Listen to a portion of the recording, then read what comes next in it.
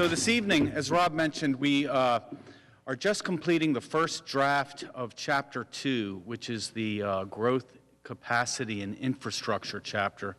It's one of the more robust chapters of this comprehensive plan, and it basically deals with all of those kind of environmental and other physical constraints that we must address as we are planning where development ought to occur in and around Murfreesboro.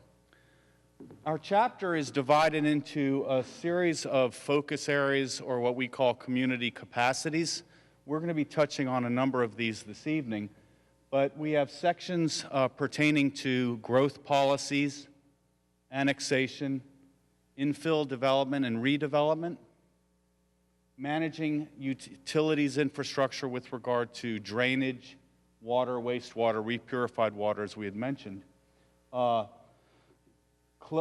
managing municipal solid waste, which is a very important topic that we're still collecting information on as far as strategies and recommendations, and then managing public safety services with regard to police, fire, EMS-related issues. Next slide, please. Okay. Sure. So apologize for the format on this a little bit. But anyway, so this is sort of a summary of some data that we covered in Chapter 1. In particular, this is the population projection, and these refer to the numbers that Rob was mentioning, the anticipated growth for 2035. And so we have sort of a benchmark year, which is 2015, which we're in now, but the importance of that year is by the year end, the census will have some updated numbers. So it allows us to basically check to see if the projected 2015 population, which we have included in the population projection, is on point with where the population ends this year. So this is an important year in sort of tracking and benchmarking how growth is even occurring right now. So by the end of this year, we'll be able to sort of check it off and see where we are in this trajectory. So yes, as Rob mentioned, significant growth for the future, and what we're tackling in this chapter is understanding those physical constraints for sort of supply and demand in terms of land area and services. Right now, or let me back up and just say, our planning area consists of the lands within the city limits, but also within the urban growth boundary of the city of Murfreesboro. So currently, within the city limits, by the end of 2015, as Francis mentioned, we're projecting about 124,000 people will be living within the city limits. Within the urban growth boundary, which includes the city limits, we're looking at about 202,000 people right now. And Rutherford County is just a little over 309,000 people at this time. In 2035, we're estimating a population projection of about 228,000 people will be living within the city limits. Another 134,000 people will be living outside of the city limits, but within the urban growth boundary. And then total within Rutherford County, we're looking at a little over 509,000 people. So significant population increases. This graph is within Chapter 1, which is on the Murfreesboro website. So what does a population of 228,000 people look like? This is what we basically want to cover with you all this evening, as well as some of the environmental and other constraints that might inhibit some growth. Next slide, please. So this is a two-page spread that comes out of our Chapter 2. On the left side, you have information related to the Murfreesboro's city limits. And on the right side, it's all the lands within the urban growth boundary outside of the city limits. Next slide. We've made a number of assumptions that we have projected forward. One is the amount of residential growth and non-residential growth that you currently have in and around Murfreesboro. Based on tax assessors' data, we're looking at approximately 33% commercial and non-residential development within the urban growth boundary and within the city limits. Next slide, please. And about 67% of that, the additional land, is residential, essentially, of varying densities. So that's a projection that we've carried forward. We're basically saying that 65% of the development or growth in 2035 will be residential, and 35% will be non-residential, industrial, commercial, retail, institutional. Next slide, please. Do you want to discuss this? Sure. So this map is something that we're denoting as sort of utilized versus non-utilized land. And in many cases, what we denote as utilized is land that has a structure on it. In other cases, the utilized land includes areas like the Stones River battlefield or other locations such as irrigation fields that are used for treating the city's effluent. We denote these as utilized parcels because they are claimed for a use that may not be necessarily for development, but they will not be available for redevelopment in the near future. So from this map, it's fairly easy to see that a lot of the land within the city limits is currently utilized. So this is sort of the first tier of analyzing supply and demand. So this is showing sort of what land is left for development based on an incoming increase in population. So as you can see, the land within the city limits, there's a little over 9,400 acres that we are suggesting is underutilized. It's currently available for some level of development. Within the lands outside of the city limits, within the urban growth boundary, it's practically the same, about 9,600 acres. So let's just say for discussion purposes, we probably have about 19,000 acres with which to accommodate additional development over the next 20 years. This is data that Francis basically corroborated with the Nashville Metropolitan Planning Organization, and then through some significant ground truthing and other forms of analysis, she developed this map. So it's fairly comprehensive, but we'll continue to be tweaking it. Next slide, please.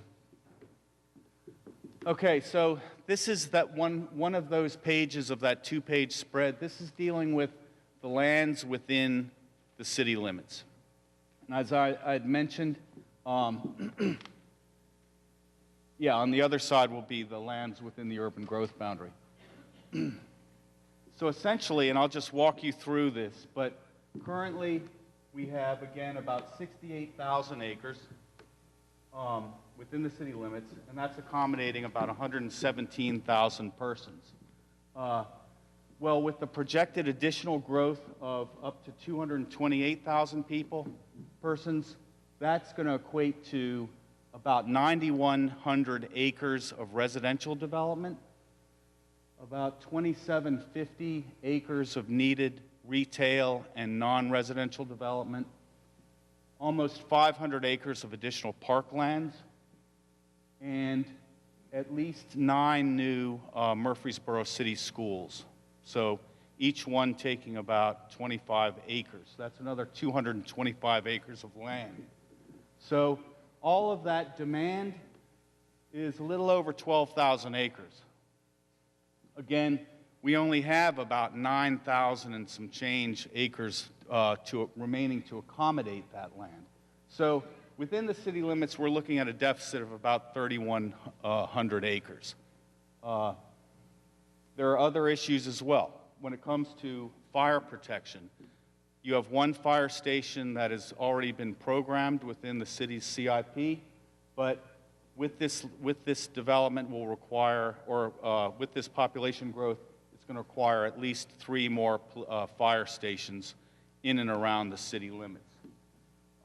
Basically just projecting the police force's current capacity of 1.8 officers, uniformed officers per 1,000 persons.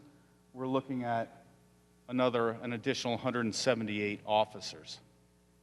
So you can start getting a better understanding of what the requirement is going to be just to maintain the status quo as far as the provision of services and the amount of land that's going to be required to accommodate this. So let's move to the urban growth boundary. Next slide, please.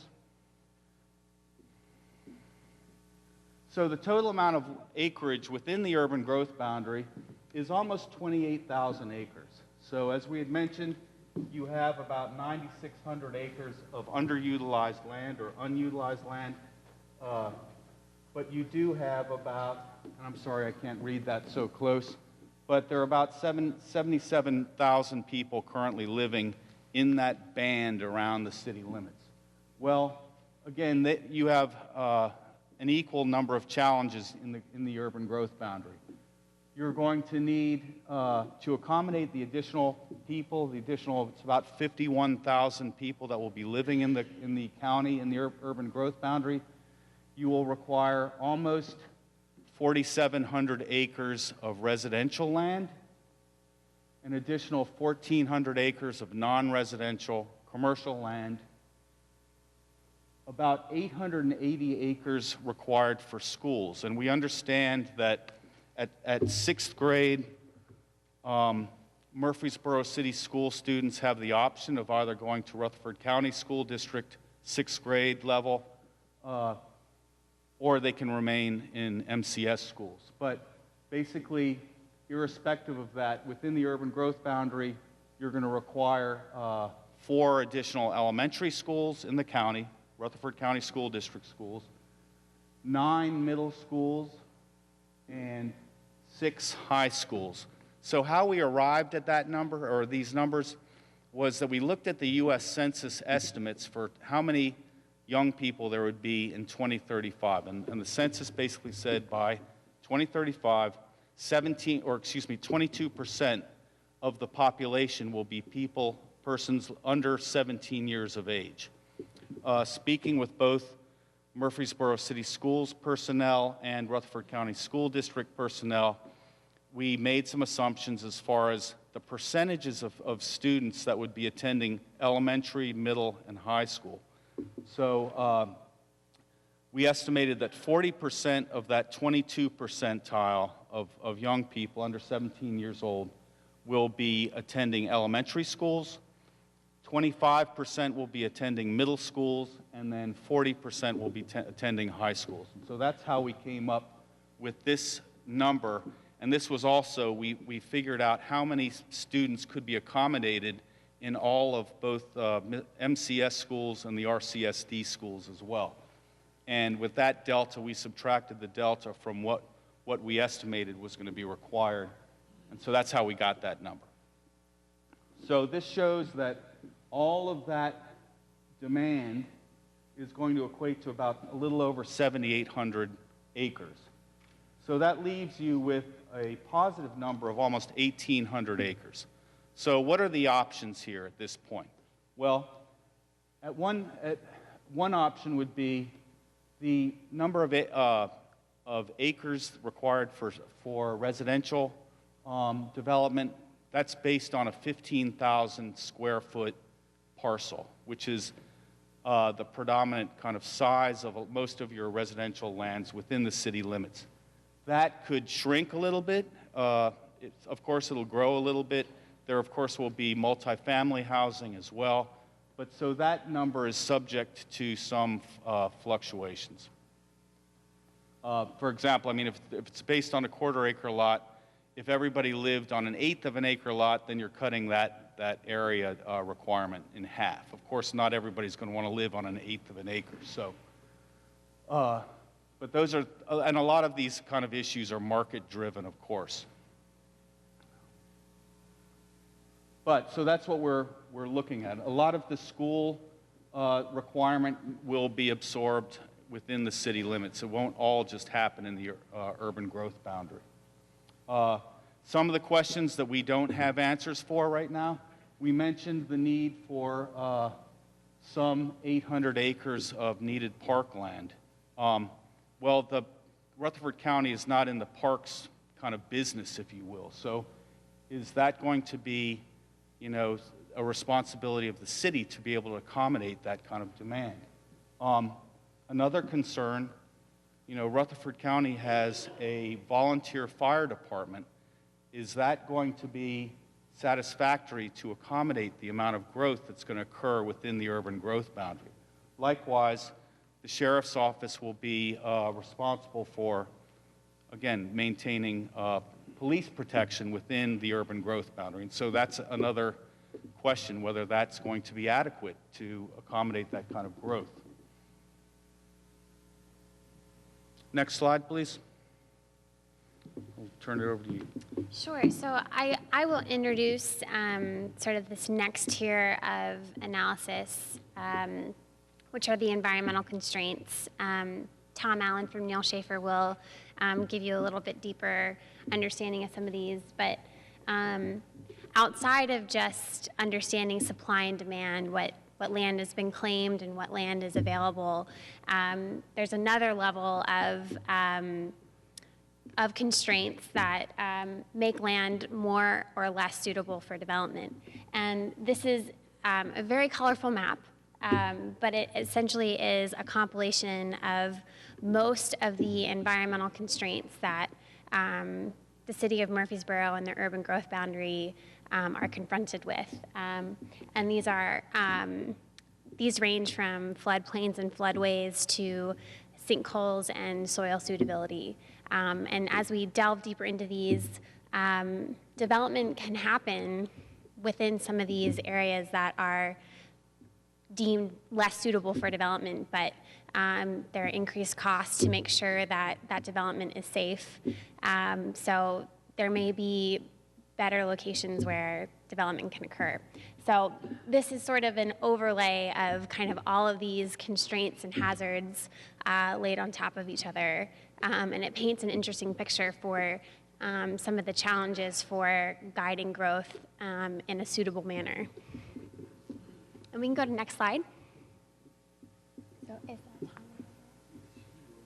Sure. So I'll just quickly name these layers, and then Tom's going to jump up here and give you a slightly deeper explanation of some of these. But as I mentioned, floodplains and floodways, that's probably one of the more tangible environmental constraints that you all may understand. Next slide. These are steep slopes, and Neal Schaefer has indicated that slopes greater than 10% are deemed steep and therefore more challenging to deal with from a development standard. Next slide. Soil suitability, and this sort of taps into something that Mike from SSR will talk about. There's specific soil suitability for some of the water, wastewater infrastructure, in particular some of the septic development. So this is sort of where soil suitability plays a role. Next slide. Next is less than 2 feet to seasonable high groundwater table. Next slide.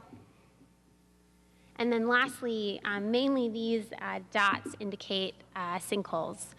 And sort of as mentioned, if we overlaid the utilized parcel map on top of the sinkholes, you would see that there is developed land that may have a sinkhole associated with it. So development can occur in some of these locations, but there are hazards associated with that. And possibly from a resiliency standard, development without sinkholes may be a better approach. Next slide.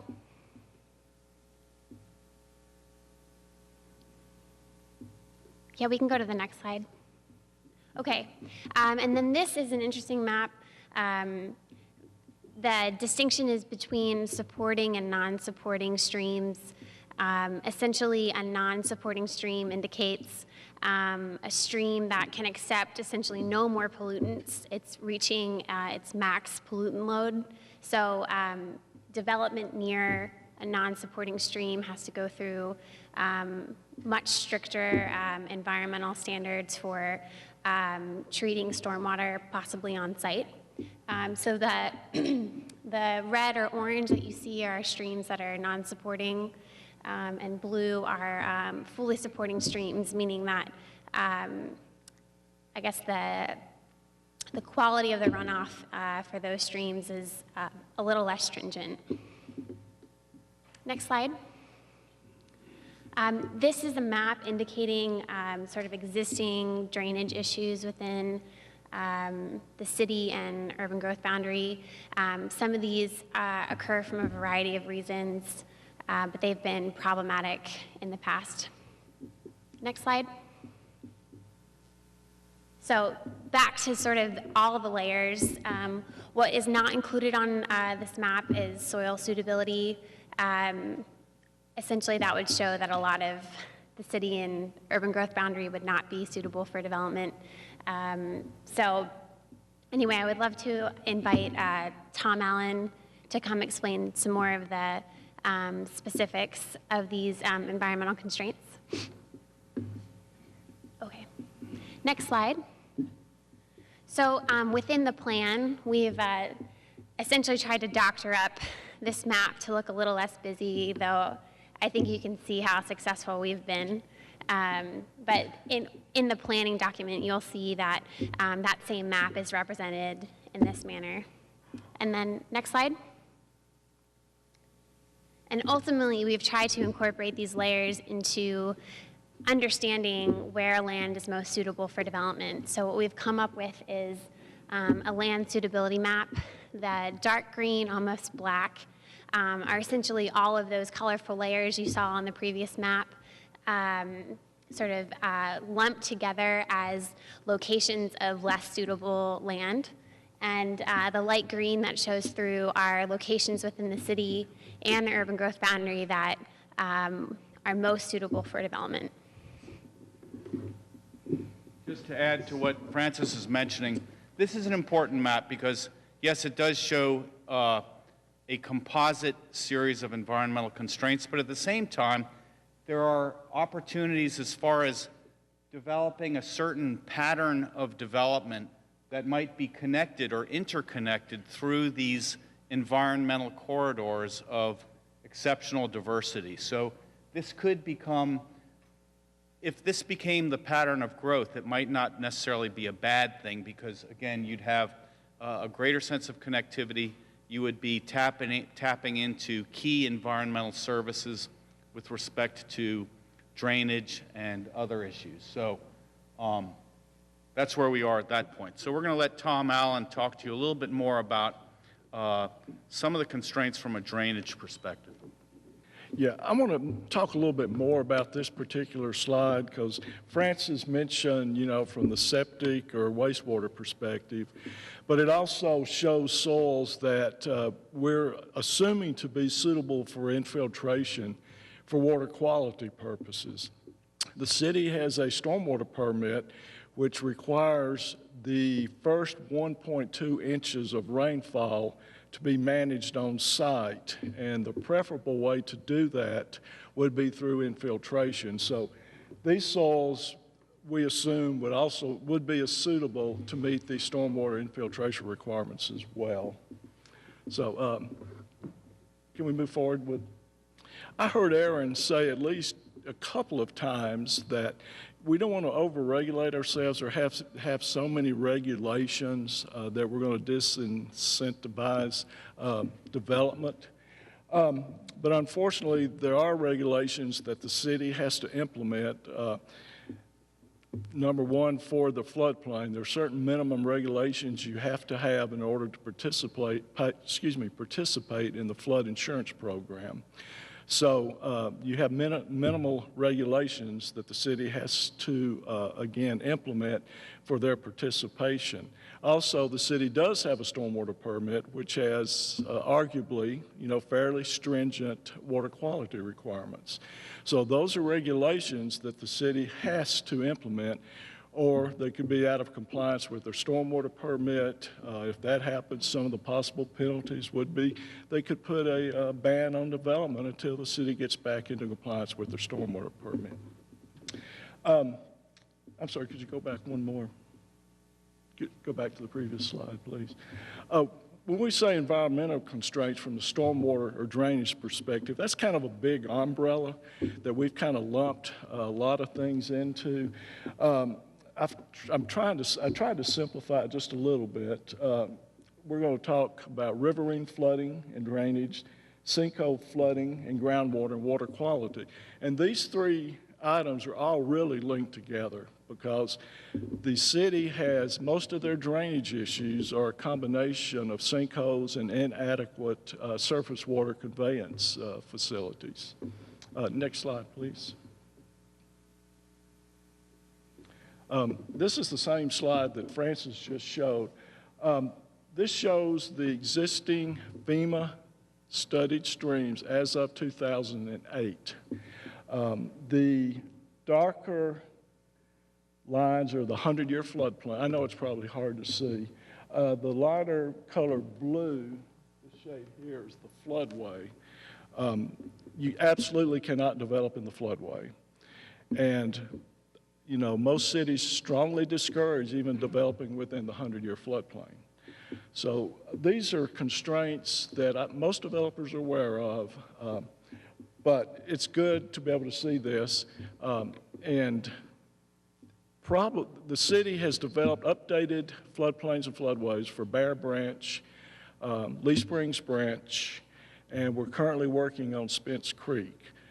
Those will be part of a new updated FIS, and which will be utilized by the city for planning purposes, and developers can come in and see, you know, what constraints if they're developing an area that's within the 100-year floodplain or parcels that have the one encumbered with the 100-year floodplain floodway. Next slide, please. These are the same slide that Francis just showed. These are areas with drainage issues. And again, probably 80 to 90% of these drainage issues are related to a very complex karst system in conjunction with a surface water drainage system that is just not adequate. What we're showing here, I know there's probably thousands of areas within the city and UGB have drainage issues. What we're showing here are what we identified as priority 1 and 2. Priority 1 drainage issues are the drainage issues that threaten the health, safety, and welfare of the general public. And number 2, second priority, are homes and structures that get flooded during the 100-year event. Next slide, please. This is the prioritization that the city uses to prioritize drainage issues. Like I said, number 1 is public health, safety, and welfare. Number 2 is structure flooding, first floor living spaces, things like that. Number 3 is flooding of support facilities, the HVAC, crawl spaces. Number 4 is loss of use and level of service. The driveways are flooded, roads are flooded, emergency vehicles can't get in.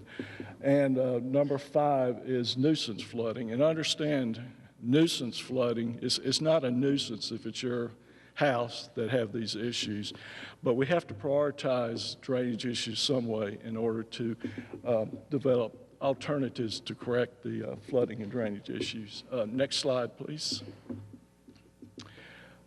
This one is a lot of words on here, but these are what we've developed several strategies to address floodplain and drainage issues, and these are just a few of them. The first one, and you're going to see this on every strategy, sinkholes, water quality, is the site design guidance. The city has an excellent site design guidance manual for developers and their engineers to follow.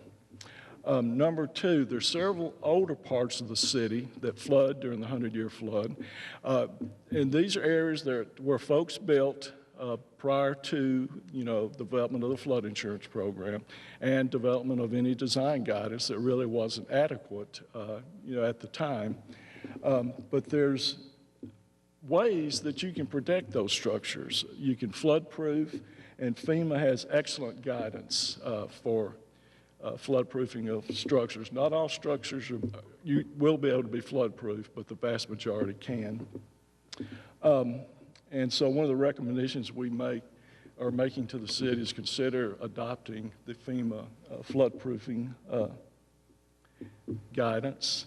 Floodplains and floodways, develop 100-year floodplains on floodways that currently do not have them identified, and focus on the areas that are expected to undergo development in the future. This again will give the city guidance and developers as well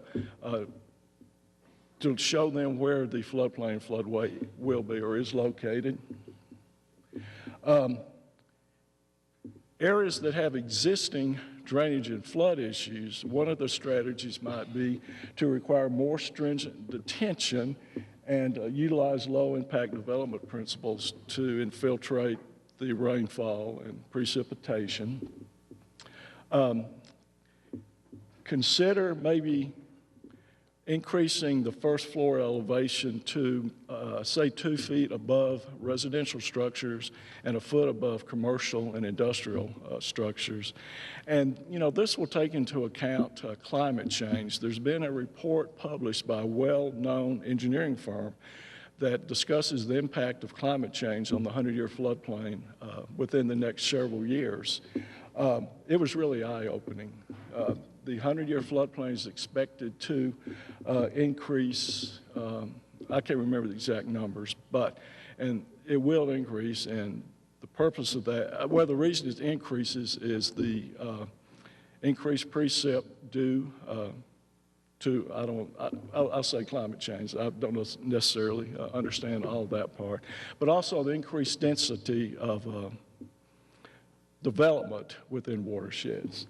And this would take, if you have the first floors raised, this will take into account you know, the impacts of climate change and the uncertainty of developing models that you know, define where the 100-year floodplain is. Next slide, please. This is the slide again that shows the sinkholes. 50% of the drainage in the urban growth boundary goes to sinkholes. And that is not only an issue from the flooding perspective, but it's also an issue from groundwater contamination. So again, this plays into the water quality as much as it does the flooding. Next slide. I'm sorry, next slide, please. And like I said, sinkholes are a major source of flooding and drainage issues within the planning area. And the karst topography and geology combined with the presence of rivers, streams, and creeks make areas within the city and UGB very vulnerable to flooding. Next slide, please. And these are some of the strategies that we've developed that hopefully will assist the city in addressing the sinkhole issue. Updated geologic maps. The city is currently using geologic maps that were developed in the 1960s. They're updating those as they discover sinkholes and do dye testing and, you know, things like that. But they really need to consider getting updated geological maps. Again, referring back to the site design guidance, the same recommended best management practices or controls, you know, for stormwater runoff that goes to streams are just as applicable for stormwater runoff that goes to sinkholes. The city has a water quality buffer, water quality natural area around streams, but they don't have a policy for sinkholes. The county does have a policy for buffers around sinkholes. It's 25 feet concentric circle around the sinkhole throat. So one of our recommendations is that the city consider applying the same buffer requirements to sinkholes within the city. And the city does a very good job. They consider sinkholes as outfalls from proposed project sites. But because of the complex geology and everything associated with sinkholes, potential for groundwater contamination, you know, and we really don't know what kind of habitat is located within the sinkholes. And EPA and TDEC really haven't concentrated much on sinkholes, but I anticipate in the coming years they will put as much a focus on the sinkholes as they do rivers and streams. So the city should consider appointing a task force to develop a karst sinkhole policy that does address developments within watersheds that discharge to sinkholes, particularly sinkholes that may discharge to impaired streams when it leaves the karst system. Next slide, please. Francis also talked about this slide. TDEC assigns designations to each stream in the state of Tennessee. The designations, you know, are such as fishing, swimming, water supply. They also do testing of streams periodically to see if any of the parameters are exceeded for each one of the stream classifications. So streams that exceed their chemical limits, biological limits, things like that, are considered non-supporting streams. So these are the non-supporting streams that TDEC has identified within the city and UGB. Next slide, please. And the water quality strategies are very similar, you know, to what we just talked about for sinkholes. Low impact development. The city's MS4 permit, they don't say it's not shall utilize low impact developments. I think the language is something like should consider, but really TDEC is looking at cities that have MS4 permits to implement low impact development, green infrastructure, those kind of things. So I want to talk a little bit about drinking water, first of all. For those of you who may not be accustomed with the drinking water system, drinking water for the city of Murfreesboro is actually provided by two entities, the Murfreesboro Water and Sewer Department, illustrated here in the innermost circle here, the innermost area, the darkest green. The Consolidated Utility District of Rutherford County also provides potable water service to a portion of the city limits of Murfreesboro, but they also supply the rest of the urban growth boundary, the UGB, as well as most of the rest of Rutherford County, excluding Smyrna. And so that's what you see here. The largest area here is actually CUD's service area, and you see that they serve a considerable amount more than either the assets within the city of Murfreesboro or even within the UGB. Next slide, please. So drinking water supply for the city of Murfreesboro comes from one of three sources right now. Primarily, that drinking water is coming from the Stones River Water Treatment Plant, which is owned and operated by the Murfreesboro Water and Sewer Department. That's a 20 million gallon per day lime softening and membrane filtration facility. CUD, again, provides a good deal of water service outside of MWSD's service area, but still within city limits. That's a 16 million gallon per day conventional plant. And then currently, a bit of water is also coming in from Smyrna, both through an emergency connection, through an interlocal agreement with Murfreesboro Water and Sewer, and now also CUD is purchasing a bit of water from that facility. It's also a lime softening and membrane filtration facility. Next slide, please. So when you take the population growth projections that KKC has prepared, and you look at the amount of water that traditionally has been used by Murfreesboro customers, and that's roughly around 130 gallons per capita per day. If you just look across the whole system, these dotted lines, I realize you guys have a hard time seeing this from back there, but the dotted lines going up till about 2014 are historical water demands, both from MWSD and from CUD's area. And you see that our growth projections using 130 gallons per capita per day fits pretty well with that data. And if you extend the data out, what you find is average water demands will, for the foreseeable future up to through the 2035, for the most part, stay underneath the production capabilities of both the Murfreesboro and CUD plants. However, again, if you go back to the map that I showed before, CUD serves a tremendous amount of area outside of both the UGB and the city limits of Murfreesboro, and the population projections, even for the UGB, you see here in the These lines here, the larger dashed lines are the projections that would come from the UGB projections provided by Kindig Keast, and you see that we begin approaching the production capabilities of those plants. One of the issues that comes out of that is allocation from the Corps of Engineers. Both Murfreesboro, CUD, and Smyrna are all pulling from the Percy Priest Reservoir.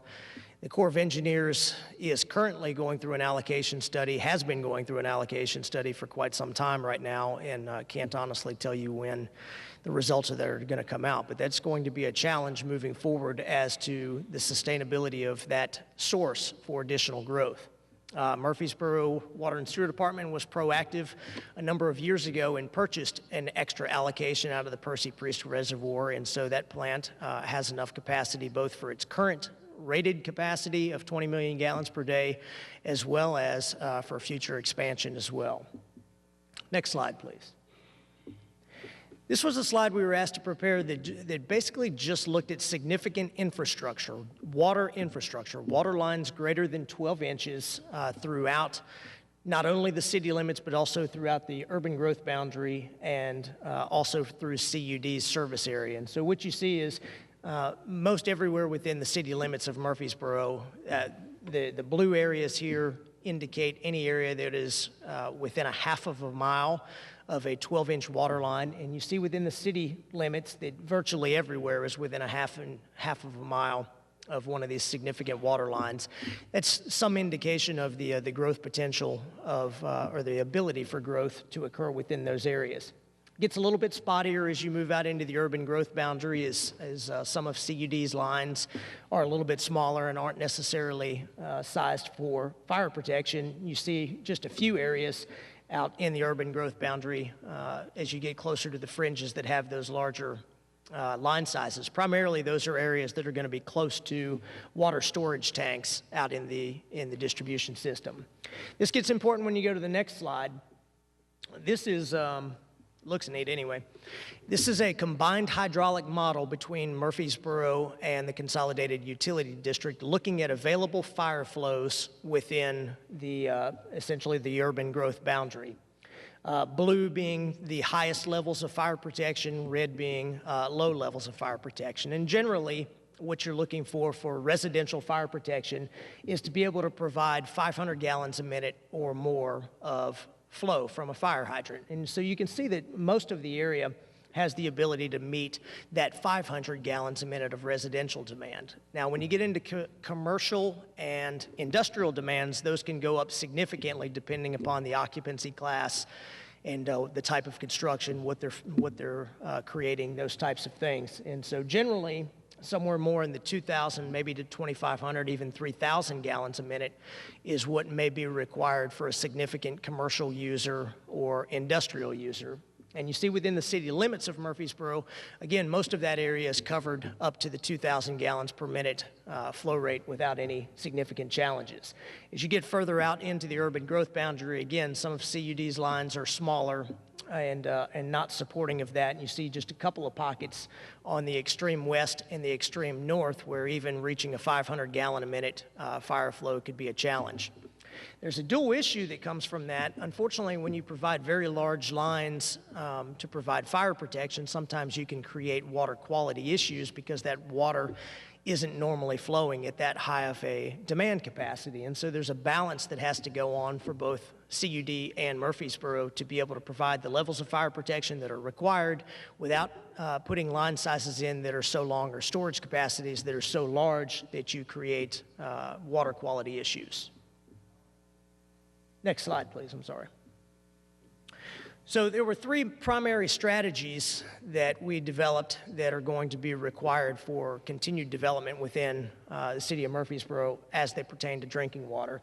And one is going to be an even greater sense of cooperation between Murfreesboro, CUD, and Smyrna. Some of the issues with fire protection that I addressed just a second ago could be reasonably solved through interconnections between Murfreesboro and CUD. And the great news is that there's been a resurgence of cooperation between those two utilities. As you saw, we were able to work both with Murfreesboro and CUD to get hydraulic modeling data, and we expect that this modeling data is going to be used Next, to solve issues. If there is an area where development is expected or anticipated or desired, would it be possible to get the levels of fire protection required through cooperation between MWSD and CUD? Reduce non-revenue. So one of the issues plaguing every utility in the United States right now is water loss, leaking pipes, especially in an area you heard a lot about karst topography and sinkholes. And one of the challenges here in Middle Tennessee is if you do have a leak in a water line, sometimes it never comes to the surface and they're very difficult to locate. Both Murfreesboro Water and Sewer Department and CUD have taken the role of identifying these leaks very seriously because they give the opportunity to make production capacities last longer, and this is water that's being produced and not necessarily sold to someone. And so just recently, Murfreesboro Water and Sewer Department has taken bids on an automatic metering infrastructure that includes leak detection systems to try and better pinpoint where some of these areas of non-revenue water are going. And the last is to evaluate alternative sources of water. Again, I can't tell you exactly when the Corps of Engineers is going to get their allocation study finished or what exactly that allocation study is going to indicate. However, it is prudent to go ahead and be prepared with an evaluation of alternative sources and to begin looking at, with the growth that Murfreesboro is anticipated to see over the next 20 to 25 years, where are we going to be able to get the water to supply those needs. Next slide. So wastewater service within Murfreesboro likewise is served by the two entities of Murfreesboro Water and Sewer Department and CUD. Primarily the way that this occurs within the middle area here, this is primarily where possible a gravity sewer collection system. Sometimes there's pumping systems involved as well, but all of the flow collected within Murfreesboro Water and Sewer Department's area primarily is collected and transported to a central wastewater treatment facility, the Sinking Creek wastewater treatment plant. You also see a number of pockets. I know it's difficult to see back there, small green pockets of sewer within the CUD service area. This is what we would refer to as a decentralized sewer. So instead of collecting all of the wastewater from CUD's service area into one central plant, what they do instead is they have a number of small facilities located within the residential neighborhoods. And I'll talk in just a minute about that. Next slide, please. So again, you have two primary ways that wastewater is handled once it's collected in Murfreesboro and Rutherford County. On the left, you have a process flow diagram of the Sinking Creek wastewater treatment plant. This is a tertiary level treatment facility, and what that means is that it is focused not only on removing solid material from the wastewater, but also organic material, biochemical oxygen demand inducing organisms, as well as disinfection of any biological. And also this facility has been designed for nutrient reduction to reduce the levels of nitrogen and phosphorus being released into the environment. And a very high level of treatment that's occurring here. Again, you saw slides previously that talked about impaired waterways. The West Fork Stones River is one of those impaired waterways, and so there's a certain amount of assimilative capacity that is available to this facility. Due to some innovation on the part of the operators at Sinking Creek recently, we were able to prove to Tennessee Department of Environment and Conservation that the facility is operating so well that we were able to get an expansion permit for this facility. Bids have been received on that, and this facility will be expanded to 24 million gallons per day over the next 3 years. On the right, what you see is a schematic of what a decentralized sewer service system would look like within CUD's area. And so essentially the way that these work is that every house within one of these developments would have its own septic tank, and then the effluent from that septic tank is pumped to a centralized treatment system. Primarily they are recirculating sand filters. They're not nearly as complex as what we would see at a centralized facility like Sinking Creek, but they are adequate in the reduction of both solids and organic material for the effluent from that facility to then be discharged into dedicated land application systems. And so in each of these neighborhoods that has a decentralized sewer system, there is a dedicated piece of land that has below the surface drip emitters that are continually releasing the effluent from these recirculating sand filters essentially below the surface, and they tend to have relatively high levels of nutrients and food, and you find that it's sufficient for growing grass, which is essentially what they're doing. CUD has also, on their own initiative, decided to put in disinfection systems for each of these decentralized plants just to add an extra level of security from any potential of exposure to pathogens. Next slide, please. Again, when you take the wastewater data from the Sinking Creek plant and you look at the growth projections established from KKC and the other work, you see that the historical data fits along pretty well with using that 130 gallons per capita per day flow rate that I talked about earlier. And you can see the growth curves that are here as well. Blue being an average daily flow, and red being the peak daily flow. Primarily, the difference between these two lines is going to occur during rainfall events, and I'm going to talk about that in a second. The projections established for Murfreesboro, you see that I mentioned that the Sinking Creek plant is going to be expanded to 24 million gallons per day. At 24 million gallons per day, when you look at average capacity, is essentially only going to last into about the 2030 time frame, and so there will be likely a required expansion of the facility within the context of the 2035 plan. And the question is, what's that going to look like? Part of the issue will be whether it makes sense to use more of the decentralized systems, and perhaps to even use some of the decentralized systems within the growing boundaries of the Murfreesboro Water and Sewer Department, as well as in CUD, to reduce the amount of effluent that needs to go into the receiving streams, or potentially to look for other receiving streams. Next slide, please.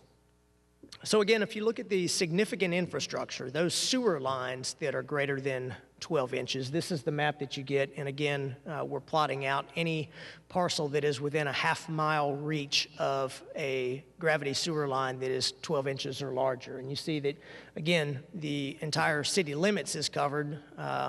There are still some pockets within the urban growth boundary where sewer service has not been run yet, and it's essentially an economic decision, a business case as to whether it makes sense to run additional gravity centralized service into those areas, or if it would make more sense for CUD to provide service through the decentralized systems.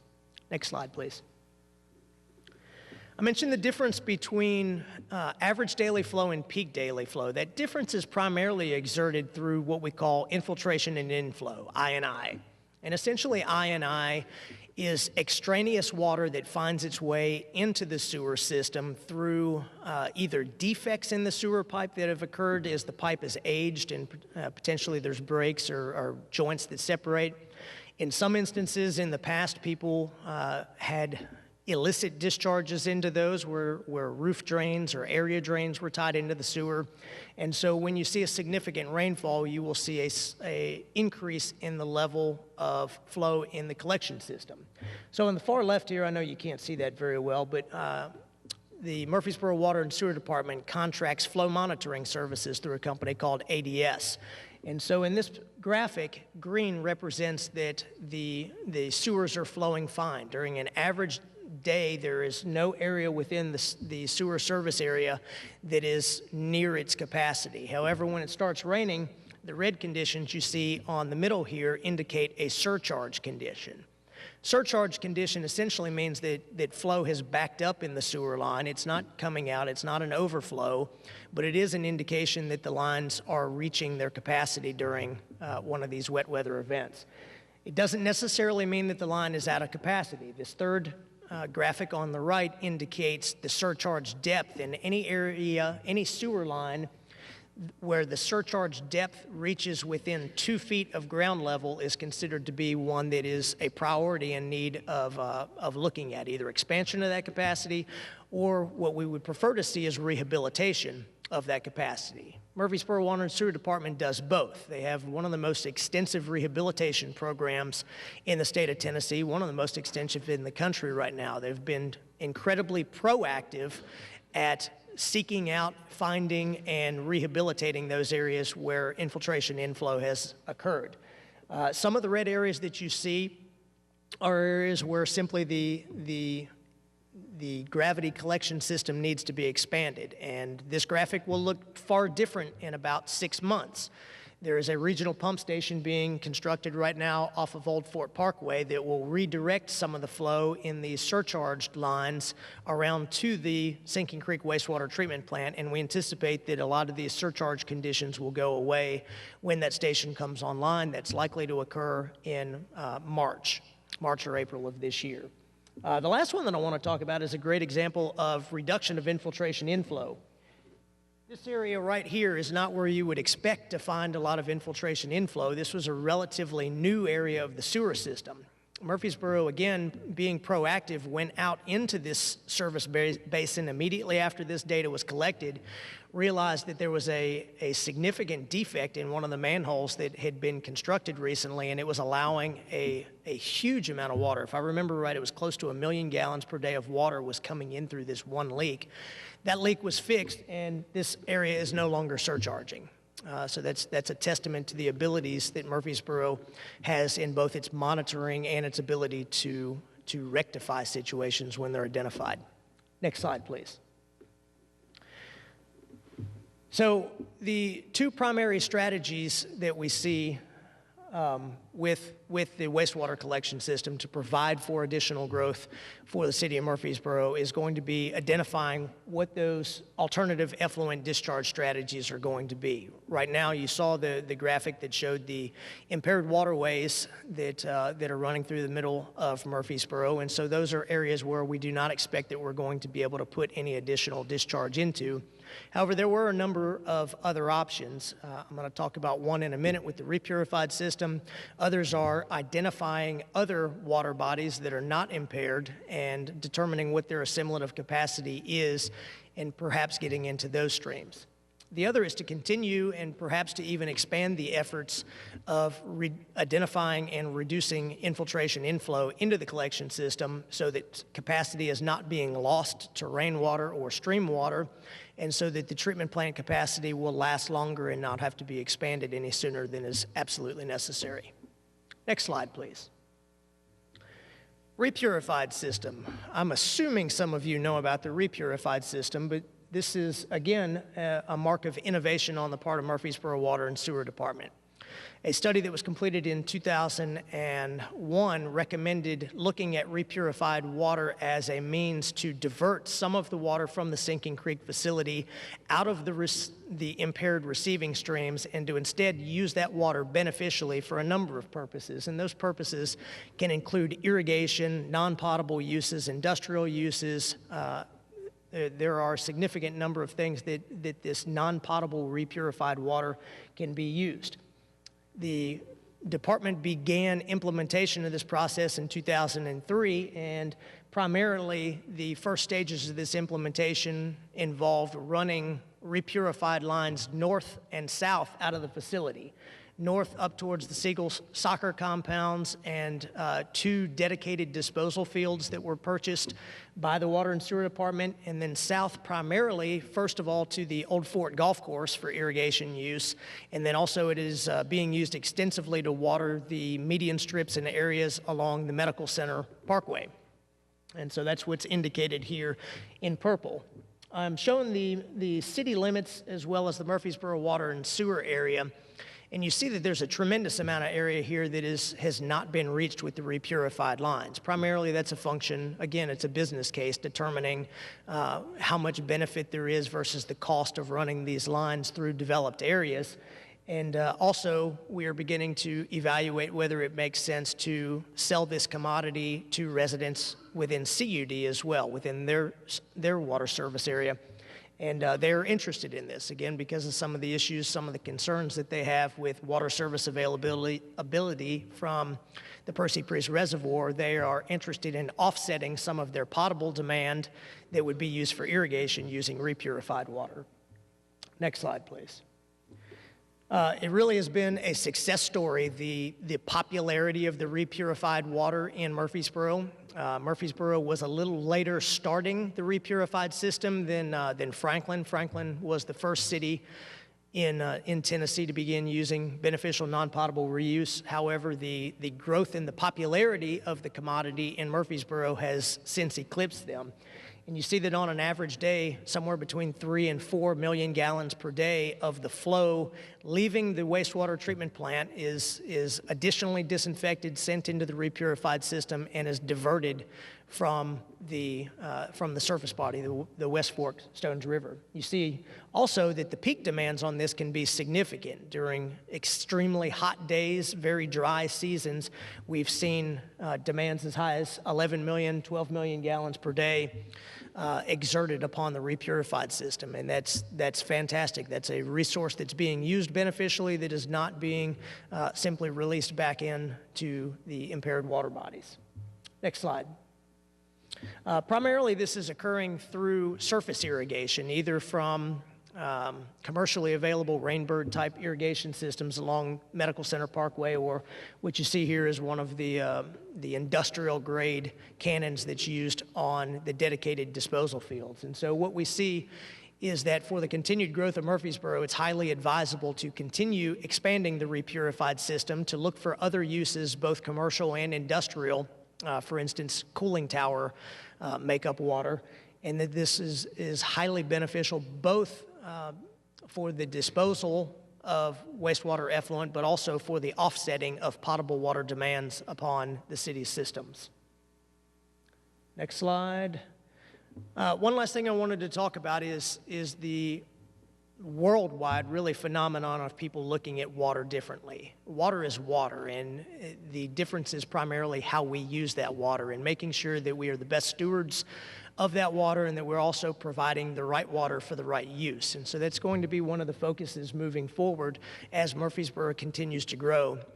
Both Murfreesboro Water and Sewer, CUD, the city of Murfreesboro take seriously their responsibility to use this resource wisely, and so a great deal of the planning moving forward from this point is going to look at how do we best manage this resource and treat it appropriately for the use, the best available use for that water. Folks, I hope that we have summarized a lot of the environmental and other constraints that your city is facing in the years ahead as far as how we're going to accommodate growth and development. We had recognized early on that you have about 19,000 acres within the city limits and within the urban growth boundary to accommodate growth, but as Francis and Tom had illustrated, there are several environmental constraints which takes that much more land off the table as far as being able to accommodate development.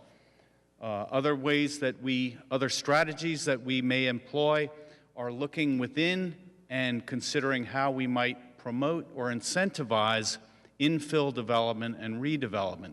There are several financing mechanisms and strategies, for example, tax increment financing or payment in lieu of taxes, whereby there may be some tax deferences in order to, again, stimulate redevelopment in areas that might not normally be considered for development. So what we're trying to do in principle is develop ways to balance green grass development on the outskirts of town. While that will always occur, we must look within the city limits to encourage redevelopment and infill development. One thing that we have not mentioned fully, because this is one of the more important issues and we're really trying to make sure we have all of our ducks in a row, so to speak, but when it comes to municipal solid waste, that could be another significant growth inhibitor. As we were discussing last night with the task force, your landfill is reaching capacity or could potentially reach capacity within the next 8 years or so. So we're looking at strategies and tactics through which we may be able to divert a certain amount of waste through potentially recycling, composting of yard waste and kitchen-related waste, as well as other strategies. There's several cities around the country and world where through different technologies, either pyrolysis or basically incineration, power can be generated through disposing your waste. So that may be another consideration, but we're not taking anything off the table at this point. It's a huge issue and one that we hopefully will address appropriately. Next slide. So with that, another thing that we have not mentioned, because this is kind of a touchy issue as far as annexation is concerned. Public Chapter 1101 that was passed by the the Tennessee General Assembly, that wouldn't happen in Texas, but has really made it difficult for cities to annex land outside of their current city limits. So we're trying to figure out what we might employ to further incentivize annexation if that's appropriate.